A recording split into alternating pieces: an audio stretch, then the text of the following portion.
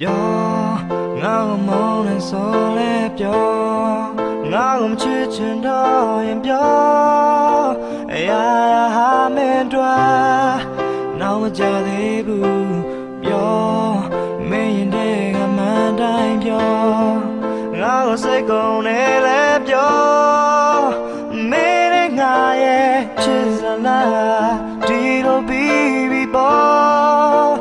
မဲစံတာတစ်ခုတည်းငါကုန်ပြည့်စည်ပေမဲ့ငါရှုံးပေးနေပြီ